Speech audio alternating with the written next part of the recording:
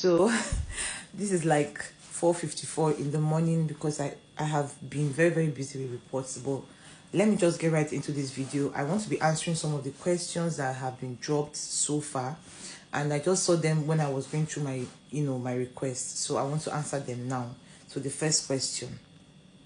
So before I start with this question, one thing I must say is that I am not a travel agent, or I am not an agent for anything concerning traveling. All I'm just doing is to share my own insights with my own experience and the experience of my colleagues. Now, as you look up here, you can see that there's a question that was asked about enrollment fee of £2,750 and whether she can pay at enrollment, or is there a timeline for the payment.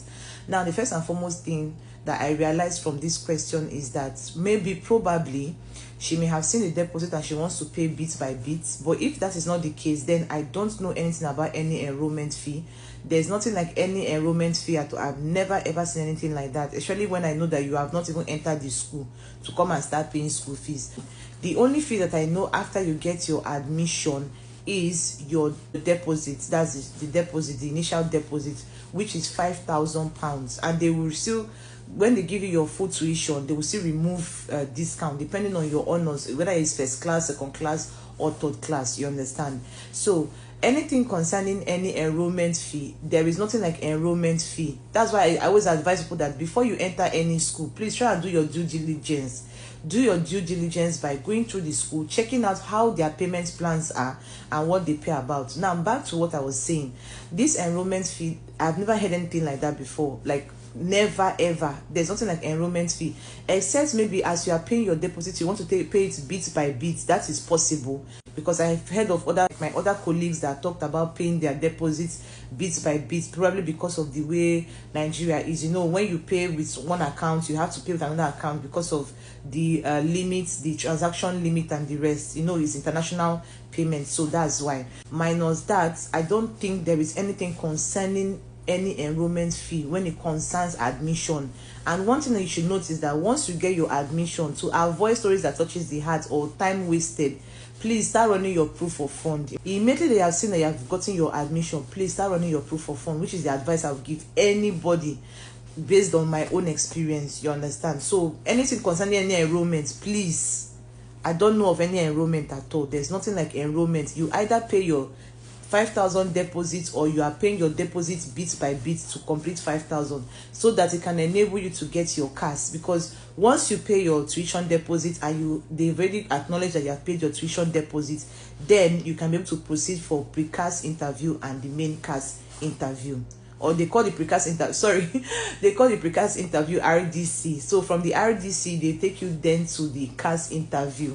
You understand? So I hope this is very I hope I have explained something already. If you don't understand this, then I don't know how best to explain. But yeah, there is nothing like enrollment fee. Please don't allow anybody to scam you, I beg. That's just the thing I would just say. Okay. Now, this is the second question. This is not really a question, because obviously I don't usually give out my number. But for this person, I'm going to give you the main intake. That's the main intake WhatsApp contact. I'm going to give you the WhatsApp group for main intake. So in case you are a main intake person that is watching this video, I will drop the main intake group link in case you need it. So you can just send me a message and I will give that to you. That's for the University of Bolton only. Okay, so let me proceed.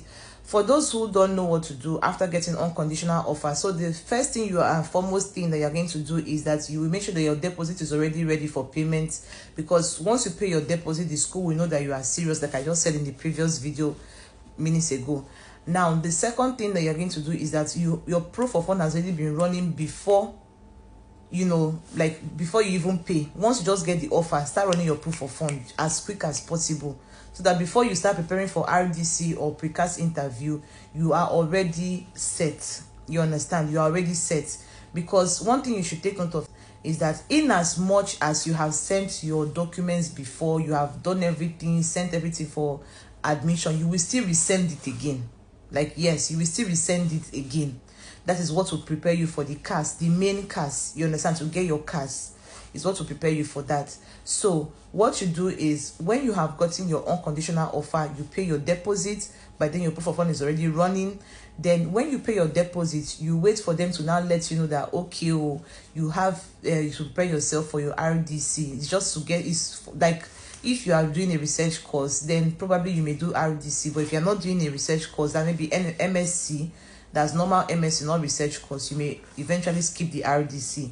Because I heard of some people that actually skipped the RDC, they didn't do RDC. But if you are doing research, there is a possibility that you must do RDC. So you are going to do like 2 interviews, the RDC and the precast interview. Now, once you have already paid your deposit, like I said before, you get yourself ready for your RDC interview. They will alert you either on your mail, or they will alert you on your WhatsApp, or even the both sides, and they will tell you the precise time. Please and please, I advise you to always get ready, because the way they springed up my own RDC on me was, if I was not even prepared, let me not even go there. But the thing is that once you start knowing that, oh, I'm going to this school, you have already paid everything and all that, please start preparing yourself for your RDC. Maybe in another video I will talk about what you should expect in your RDC and your precast interview. That's the questions to expect, you understand? But just prepare yourself for your RDC. Then after the RDC and they are satisfied or whatever, they will even tell you after you are done with the RDC that, okay, yeah, no problem, because RDC just introduce yourself. It's not really the precast interview, but it's just a way of, to me, I see it as a way of preparing yourself to talk to the person that is going to interview you for your precast. You understand? So after the RDC, then you will now move to the precast interview. By then you have submitted all your documents. If your proof of fund has been running like for a long time and you're already ready, and you've done your RDC, please by all means start uploading all your documents. Start uploading them. Upload your documents, all the documents that you will see there, just upload it. And one thing that makes some people to get their cars late is change of name. Please, if you are married or maybe you have an omission in your name, please go and do your affidavits. Go and do your affidavit. It's very, very important. Make sure you do your affidavit, so that as you are submitting your affidavit, you submit the certificate and the affidavit together in one PDF file. Yes, submit them together so that they know that, okay, this is why there's a change and this is the document that we are talking about. You understand? Because it made some people to get their cars very, very late. I'm speaking from experience, so I know what I'm telling you. So make sure that you get all that ready. Another thing is that you should just prepare yourself for your cars interview. I will do that in another video, but this video is already getting too long, so please just just get yourself ready. That's all.